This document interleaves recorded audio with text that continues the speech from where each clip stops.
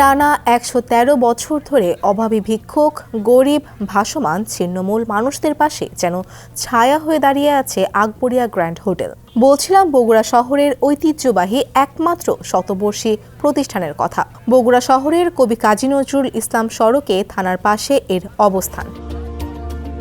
প্রতিদিন রাত ১২টায় শহরে অবস্থানরত নাম পরিচয়হীন এই মানুষগুলোর একবেলা ভালো মানের খাবারের ব্যবস্থা করে থাকে হোটেল কর্তৃপক্ষ।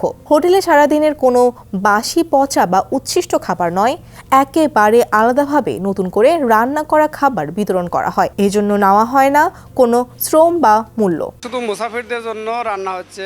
আজকে রাত 12টায় দেওয়া হবে। ১৫০ লোকের মতো পাক হচ্ছে।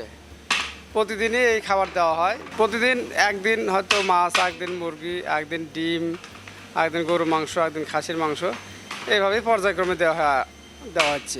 রাত 12টার সময় খাবার দেওয়া হয় প্রতিদিন, এবং যতদিন আসবে 200, 100, 200 যা আসে এই খাবার চলতে দেওয়াই লাগবে, দিতে হবে। যদি শর্ট পড়ে তো আবার নিয়ে এসে ভিতর থেকে পাক করে নিয়ে এসে আবার দেওয়া হয়। আর এটা আকবর সাহেব যেদিন বলে গেছে, এটা খাওয়া আকবর সাহেব বলে গেছে যে আমি মারা যাওয়ার পর তোমরা ছেলেদের বলে গেছে তোমরা এটা খাওয়াতেই থাকবা। প্রতিদিন 150 থেকে 200 গরিব দুঃখী মানুষ একবেলা পেট পুরে খাবার পান এখানে। আর এজন্য প্রতি রাতে 40 থেকে 50 কেজির চাল রান্না করতে হয় মেহমানদের জন্য। মুরগির তরকারি, মাছের তরকারি, ঘাটি, মানে এগুলো দেয়, বুঝলে না?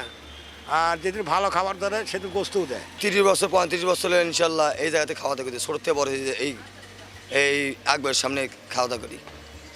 আল্লাহ আপনাকে দোয়া খিলে আমার ফ্যামিলি শুদ্ধ, অল ফ্যামিলি, আমার বাল বাচ্চা শুদ্ধ, আমি ইনশাল্লাহ খাওয়া দাওয়া করি। এই সপ্তাহ অন্তর বিরিয়ানি অথবা মিষ্টি, গরু গোস্ত, ডাল এগুলো খিলে আমাদের।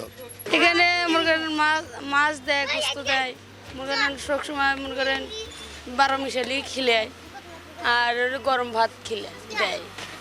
আকবরে ঘাটি দেয়, ভাত দেয়, বিরিয়ানি দেয়, তারপর মিষ্টি খিলে, দই দেয়, সবই দেয়। আমরা খাচ্ছি হলে চিন্তা করো 20 বছরে বেশি হলো। মরহুম আকবর আলী মিয়ার ছোট ছেলে ও আকবরিয়া গ্র্যান্ড এর চেয়ারম্যান আলহাজ হাসান আলী আলাল জানান, 1911 সালের আগে তার বাবা প্রথম দিনহীন মানুষের খাবারের ব্যবস্থা করেন। সেই থেকে আজ পর্যন্ত বাবার সেই নিয়ম পালন করে যাওয়া হচ্ছে। আমার বাপ দাদারা করে গেছেন, আমার বড় ভাইয়েরা করে গেছেন, এখন আমরা করতেছি। এখানে ডিমান্ড অনুযায়ী, দেশের পরিস্থিতি পরিবেশ অনুযায়ী অনেক শ্রেণীর লোক আসে।